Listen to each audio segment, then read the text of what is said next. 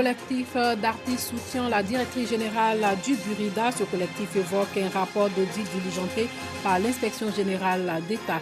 Et puis au Soudan, la détermination des manifestants reste intacte face à l'impasse avec les militaires, en plus du soutien financier des pays du Golfe. Bonsoir et bienvenue dans le 19h. Un groupe d'artistes demande le maintien d'Irène Vira au Burida, le Bureau ivoirien des droits d'auteur. La crise qui secoue ce Bureau ivoirien des droits d'auteur dure depuis maintenant 9 mois, quelques jours après le sit-in d'un autre groupe d'artistes qui demandait le départ de Vira devant le Burida. Selon des sources, un rapport provisoire d'un cabinet d'audit diligenté par l'inspection générale d'État a été transmis au Burida. Écoutons Noël Douré, porte-parole du collectif d'artistes qui soutient la directrice du Burida. Nous avons commandité un audit pour revoir la gestion de Mme Vira du conseil d'administration et voir aussi quelles sont les différentes approches qu'il faut pour l'amélioration de notre administration. Nous attendons tous les résultats de l'audit, que l'audit qui a été confié à l'inspection générale d'État, qui est une institution crédible et sérieuse, parce qu'à tort, on pense que l'Assemblée générale peut révoquer la directrice générale. Donc moi, ayant été président de l'Assemblée générale il y a quelques années, j'ai expliqué le rôle véritable de l'Assemblée générale. L'Assemblée générale statue et délibère sur un certain nombre de choses, mais n'a pas pouvoir de révoquer un directeur. Il ne faut pas faire la fine bouche, il ne faut pas penser que Mme Vira n'a pas travaillé, qu'elle ne fait rien. Je ne suis ni pour elle, ni contre elle. Mais le résultat qui s'impose aujourd'hui, c'est ce que je vois. Et ce que je vois, c'est les conventions qui sont signées avec la SACEM. C'est l'argent qui entre à hauteur de milliards.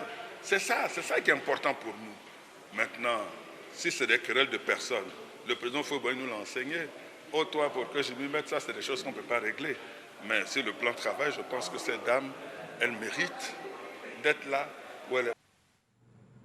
L'ambassade des États-Unis en Côte d'Ivoire promeut la culture hip-hop à travers des films.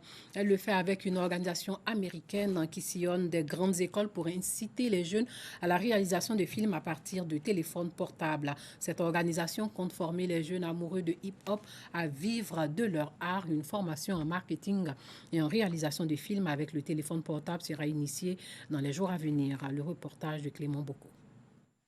L'autonomisation de la jeunesse par un cinéma professionnel. L'ambassade des États-Unis organise un festival de films hip-hop pour un échange culturel entre les États-Unis d'Amérique et la Côte d'Ivoire. Nous sommes là pour, n'est-ce pas, partager notre expérience avec les réalisateurs et les producteurs de films ivoiriens et pour que l'industrie du film en puisse profiter véritablement à tous les acteurs qui se trouvent dans le secteur. We want to be able to be a voice. Their narratives are important, that they have ownership in their narratives, and that they can sustain and support their families just by the very stories from the lives that they live every day, and that those stories are important, they have voice. And it is part of the human experience that everybody in the world needs to hear about. We want to share those stories with the world. We want to show people how to make a business out of that. And we want to put it on the world stage. We want to share narratives. We want to share human experiences. We want to make the world a little bit smaller. Les scénarios à travers donc un réseau international. Le hip-hop est une culture et le rap, la musique qui l'accompagne. Traité à tort ou à raison de musique incitative à la violence ou à la dépravation, les étudiants de l'université Félix Houphouët-Boigny réagissent. Il faut d'abord enlever dans la tête que l'hip-hop, c'est un style musical qui produit tout ce qui est mauvais d'abord. Et puis, il faut aussi comprendre que le hip-hop est là pour véhiculer des messages dans la société. Les initiateurs de ce festival vont donner une formation en réalisation de films à partir de téléphones mobiles aux étudiants. Une séance de formation en marketing est également prévue pour ces jeunes.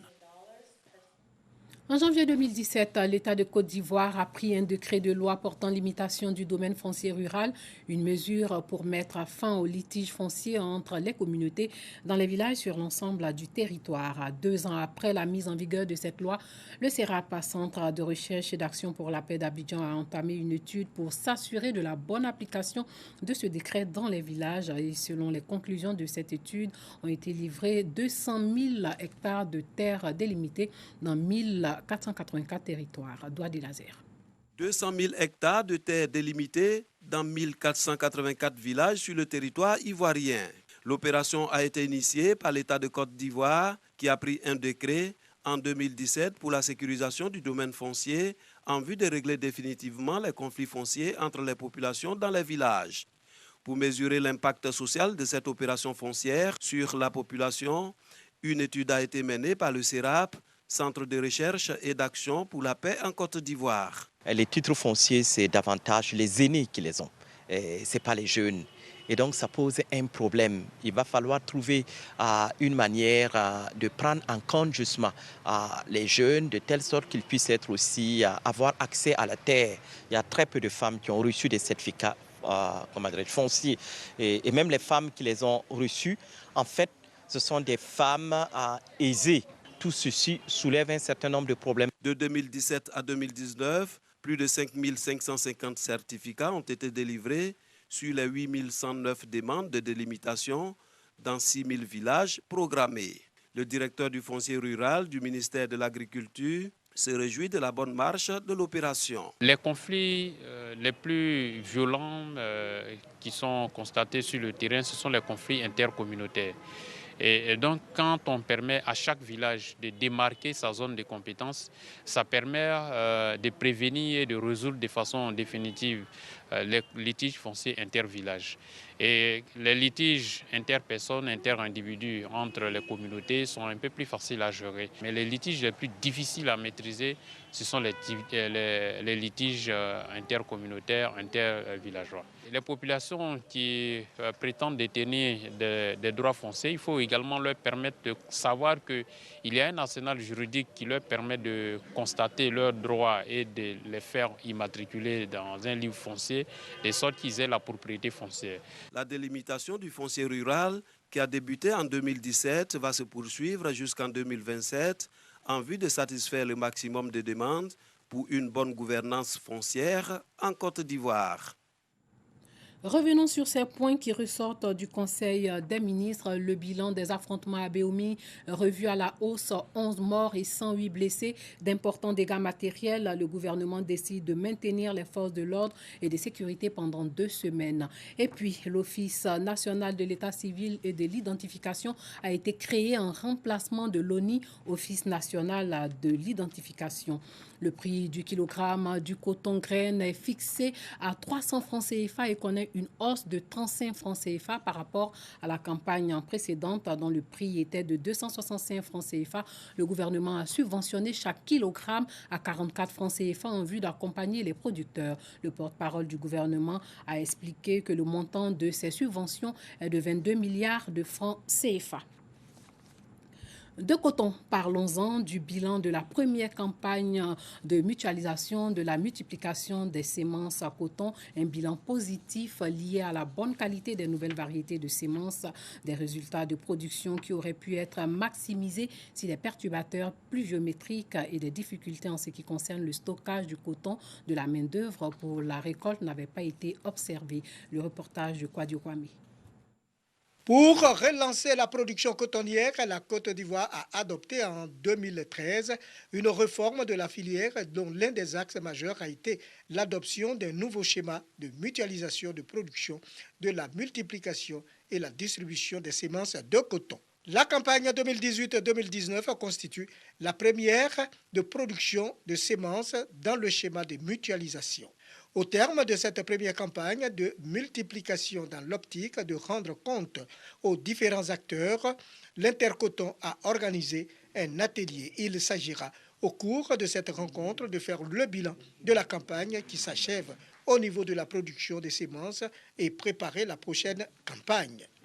On note que les intempéries ont fortement joué sur le rendement. Les rendements sont assez intéressants au niveau de la production de semences. Du côté qualité, il y a quelques insuffisances, mais les dispositions ont été prises pour pouvoir produire la semence de qualité et en quantité suffisante au cours de la prochaine campagne. Des mesures seront prises pour répondre aux attentes des acteurs de la filière. C'est des bonnes variétés. Ces capsules sont gros. Ça donne beaucoup de branches. Cette année, vraiment, les producteurs ont été très contents. Ils ont nourri des espoirs. Les producteurs, il faut les soutenir. Par exemple, quand il y a des problèmes de stockage de coton grain, il faut leur fournir des bâches. Il faut qu'ils prévoient des prêts aux producteurs parce qu'il y a des moments où ils en ont besoin. L'atelier recommande donc la construction des silos de stockage du coton grain récolté, l'octroi de prêts aux producteurs pour assurer la main-d'œuvre pour la récolte, l'enlèvement rapide du coton grain chez les producteurs, le suivi rapproché des producteurs sémenciers. Et puis ce non-voyant qui remporte la 2e édition du concours coranique El Hadj Mori Traoré, il était face à 23 autres candidats venus des 17 écoles confessionnelles de la commune d'Abobo, Bintou Pekele.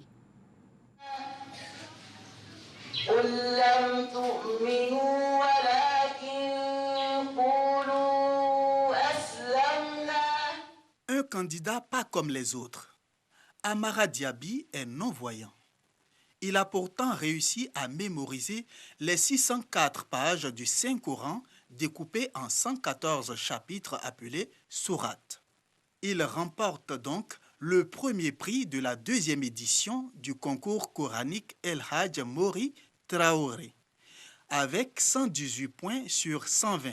Je remercie le Dieu, Inch'Allah, qui m'a permis d'être premier, Inch'Allah. Avec l'aide de mon oustaz, quand il me donne dars, après j'écoute par MP3 et puis je mémorise, Inch'Allah.